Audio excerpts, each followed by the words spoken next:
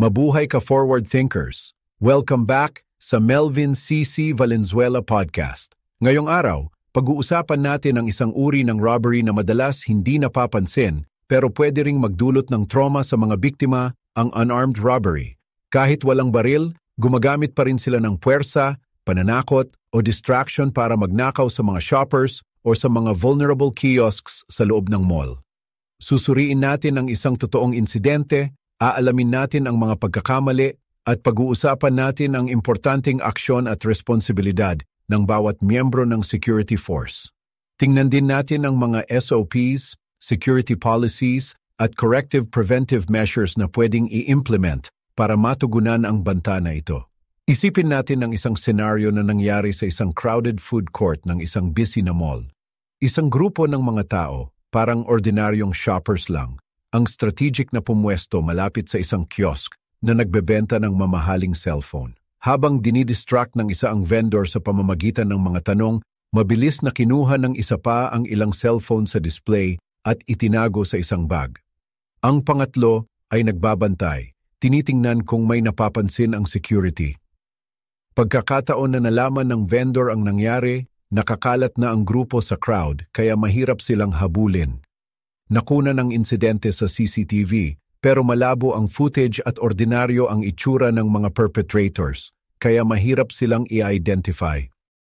Ang insidenteng ito ay nagpapakita ng ilang key vulnerabilities na madalas sinasamantala sa mga unarmed robberies. Una, madalas gumagamit ng distraction techniques para mailihis ang atensyon sa aktual na pagnanakaw. Pangalawa, ang crowded areas ay nagbibigay ng cover para makisama ang mga perpetrators at makatakas ng hindi napapansin. Pangatlo, ang mga vulnerable kiosks na may open displays at limited security measures ay madaling target. Sa huli, ang insidente ay nagpapakita ng importansya ng malinaw na procedures para sa pag-respond at pag-imbestiga sa mga ganitong insidente, kasama na ang evidence collection at witness identification. Ngayon, tingnan natin ang specific na aksyon at responsibilidad na dapat asahan sa bawat miyembro ng security force sa isang unarmed robbery scenario. Bago ang insidente, prevention, CSO, dapat trained ang mga CSO na makilala ang mga kahina-hinalang kilos, tulad ng mga grupo na nagtatambay malapit sa mga kiosks o mga taong kinakabahan habang nagmamasid sa mga shoppers. Dapat silang maging alert lalo na sa mga crowded areas tulad ng food courts, entrances at escalators kung saan mas madaling mag-distract at tumakas. Security guard. Dapat visible ang mga guard malapit sa mga kiosks at high-traffic areas. Dapat silang trained na mag-obserba ng kahina-hinalang kilos, makipag-usap sa mga vendors para makakuha ng impormasyon at alam nila ang mga vulnerable spots sa kanilang assigned zones. Supervisor. Dapat regular na mag-briefing ang mga supervisor sa kanilang team na binibigyang diin ang importansya ng situational awareness at proactive patrolling.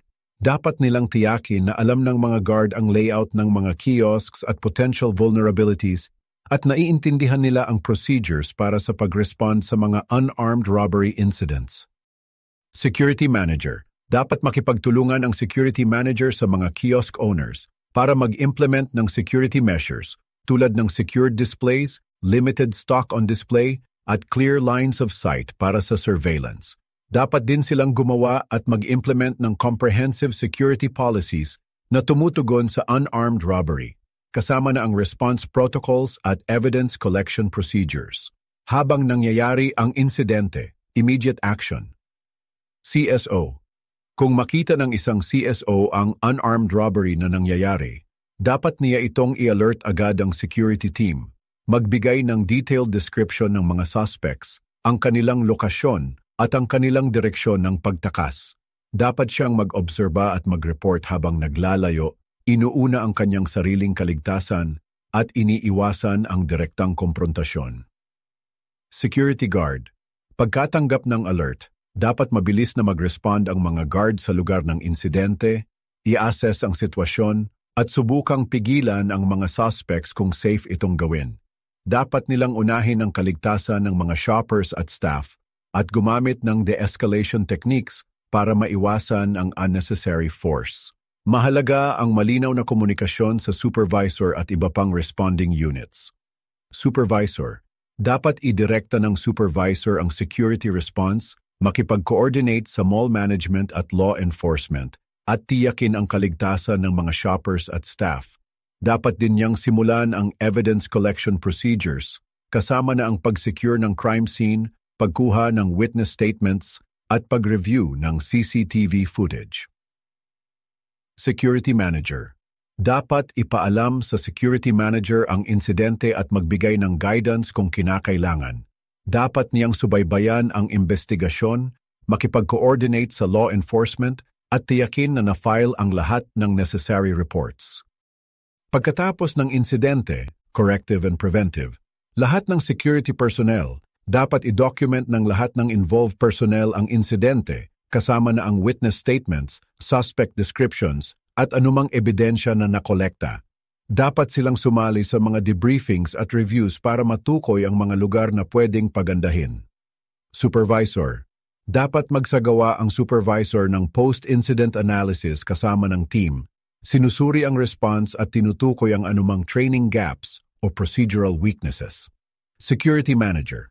Dapat magsagawa ang Security Manager ng comprehensive investigation, sinusuri ang security policies at procedures para matukoy ang mga vulnerabilities na sinamantala. Dapat siyang makipagtulungan sa mall management at kiosk owners para mag-implement ng corrective actions at preventive measures para mabawasan ang panganib ng mga susunod pang insidente. Pag-usapan natin ang ilang specific SOPs at security policies na pwedeng makatulong para maiwasan at ma-mitigate ang mga unarmed robberies. Kiosk Security Guidelines. Gumawa ng specific security guidelines para sa mga kiosks, kasama na ang recommendations para sa secure displays, limited stock on display, at ang paggamit ng anti-theft devices. Crowded Area Patrols. Dagdagan ang security presence sa mga crowded areas, lalo na during peak hours at special events.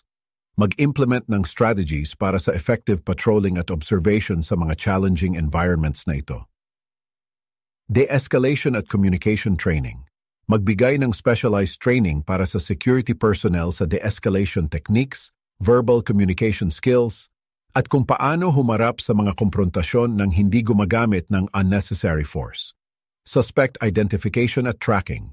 Mag-implement ng procedures para mabilis na ma-identify at matrack ang mga suspects sa isang crowded environment, kasama na ang paggamit ng technology tulad ng facial recognition systems at real-time CCTV monitoring. Bukod pa sa mga SOPs na ito, isaalang-alang ang mga corrective at preventive actions na ito. Public awareness campaigns. Maglunsad ng public awareness campaigns para turuan ang mga shoppers tungkol sa mga karaniwang distraction techniques na ginagamit sa mga unarmed robberies at hikayatin silang maging alert at mag-report ng kahina-hinalang aktibidad. Information sharing.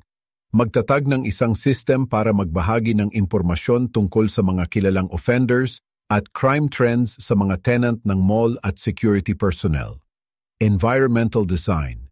Pag-isipan ang environmental design principles na pwedeng makapagpabuti ng natural surveillance at makapigil sa krimen, tulad ng clear lines of sight, sapat na ilaw, at strategic na paglalagay ng mga salamin. Ang unarmed robbery ay maaaring hindi kasing dramatiko ng armed robbery, ngunit maaari pa rin itong magkaroon ng malaking epekto sa mga biktima at negosyo. Sa pamamagitan ng pagpapatupad ng mga proactive na hakbang sa seguridad na ito, ang mga mall ay maaaring lumikha ng isang mas ligtas at mas secure na kapaligiran para sa lahat. Tandaan, ang pagiging mapagmatyag, kamalayan, at isang mahusay na sinanay na puwersa ng seguridad ay susi sa pagpigil at pagtugon sa mga insidenteng ito.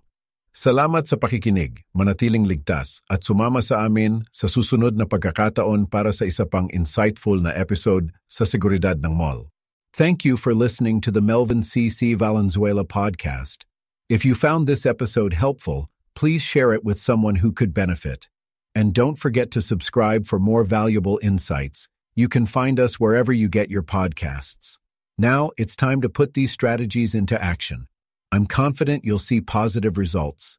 Remember, Growth is a continuous journey, not an event. Embrace it and always grow forward.